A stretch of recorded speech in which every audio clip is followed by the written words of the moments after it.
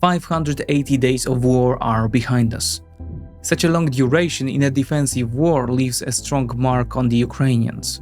Although the situation on the front line is evolving, as is the international situation, Kyiv is slowly pushing its offensive forward, resulting in the liberation of Robotyne, Andriivka or Klishchiivka. Will Verbove be recaptured next? Let's take a look at the latest developments on the map.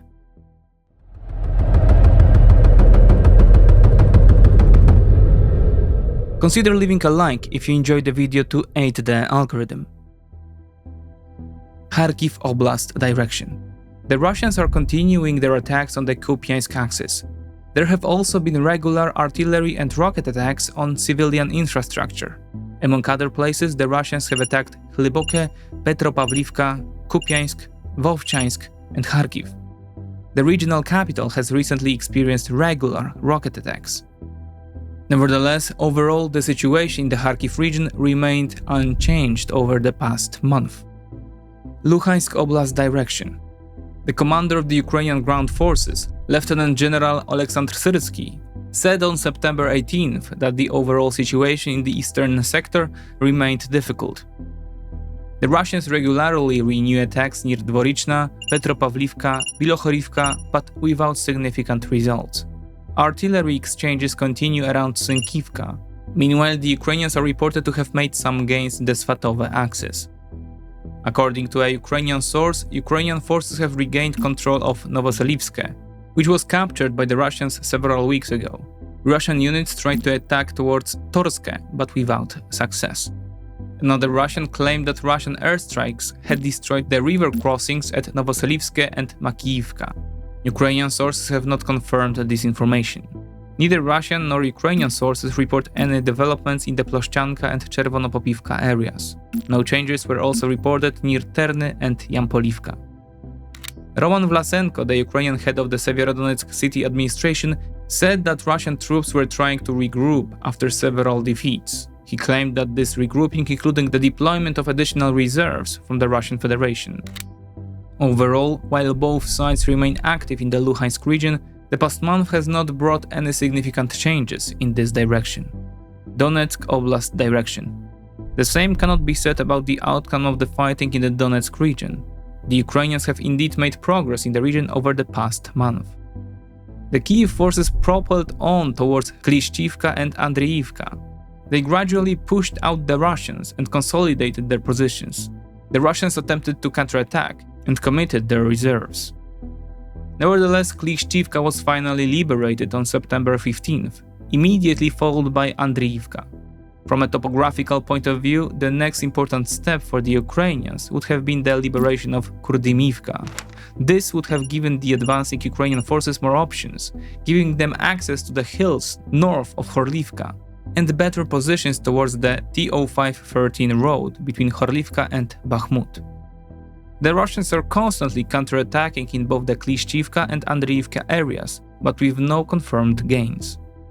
In addition, on September 26th, Kapitan Ilya Yevlash, spokesman for the Ukrainian Armed Forces Eastern Group, reported that the Ukrainian forces were advancing near Ivanivske, Odarivka or Zaytsev. There were no changes near Spirne, Verkhnokamianskie, Vyimka and Ivanodarivka, where neither Russian nor Ukrainian sources reported significant developments. The situation in Bakhmut remains unchanged.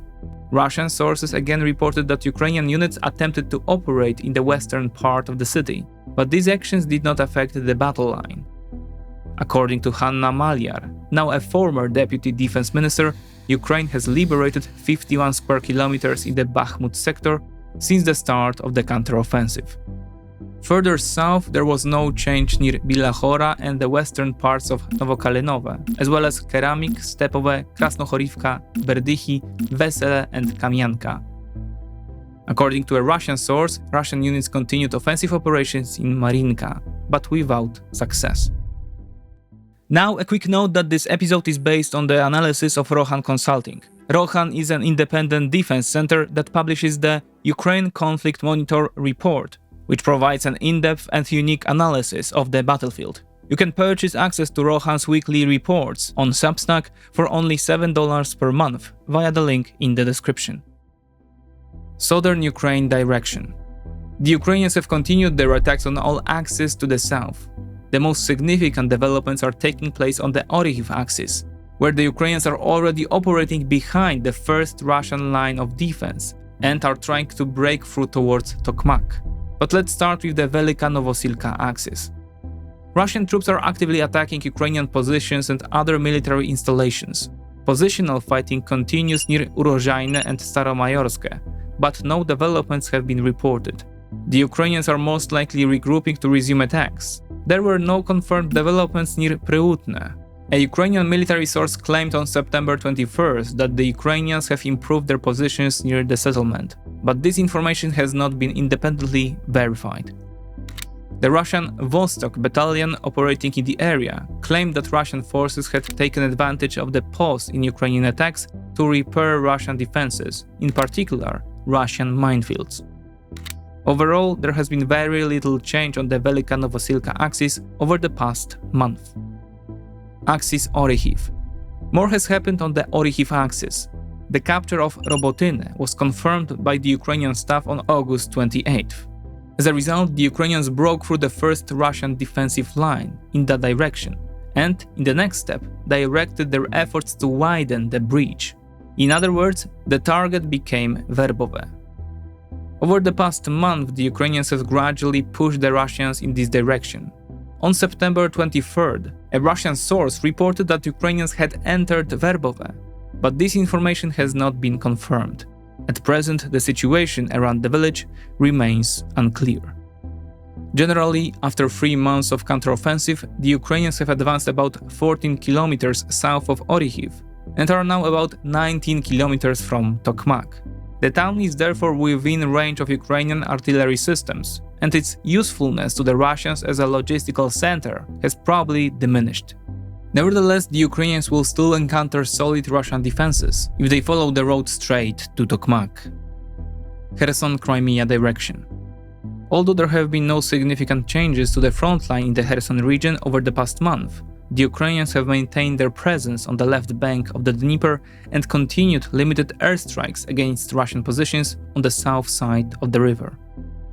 Describing the current situation in the area, the Ukrainian source said that Ukrainian operations were very difficult. Since August, the Russians have intensified aerial reconnaissance missions, making operations near the river a deadly task for the Ukrainians. On August 29th, however, a video appeared online showing the raising of the Ukrainian flag at Dachi.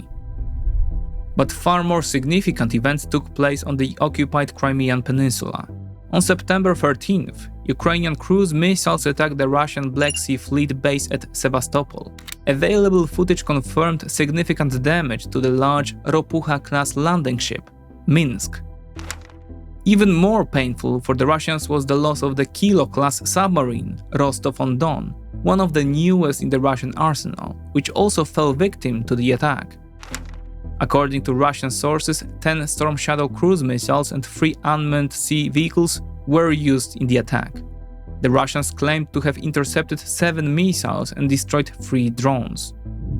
Interestingly, the day before the attack, the Ukrainians conducted an operation in the Black Sea that resulted in them taking control of several offshore gas and oil drilling platforms near Crimea. These platforms had been under Russian control since 2015, following Moscow's annexation of the peninsula. But that was not the end of Ukrainian attacks on high-value targets in Crimea. On Friday, the 22nd of September, the Ukrainians launched an attack on the Black Sea Fleet Command Center in Sevastopol. Although it is not clear how many missiles were fired, at least 2 hit the building. 2 days earlier, the Black Sea Fleet Command Center near Belbek Airport was also attacked. It is therefore clear that the Ukrainians are trying to degrade the command and control of the fleet and eliminate its command structure. Given that Russia has been at war with Ukraine for more than a year, and that Kyiv has recently stepped up its attacks on high-value targets in Crimea, it is unlikely that the building was used as a fleet command center. On the other hand, given that NATO countries, mainly the US, have been providing Ukraine with targeting data, and that the Russians have been slow to learn the lessons of this war, it would not be surprising if the attack did indeed result in high-value casualties. The Ukrainian special forces said in a telegram that, quote, 34 officers were killed, including the commander of the Black Sea Fleet. Another 105 personnel were wounded. The headquarters building is not suitable for reconstruction, unquote. However, the Russians later released footage showing the commander of the Black Sea Fleet in public.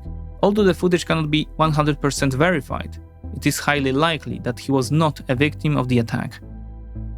In summary, the offensive is moving forward slowly, but steadily. The Ukrainians have not made any significant breakthroughs in the classic sense of the word in the past month, but are concentrating on keeping up the pressure and exploiting the enemy's deficiencies where possible. Kyiv remains on the offensive on the Orikhiv and Bakhmut axis. It was at Orikhiv that the Ukrainians broke through the first line of Russian fortifications. Although this event was not a turning point in the war, it did highlight the continuing and successful attempts to drive the Russians from their positions in the south of the country.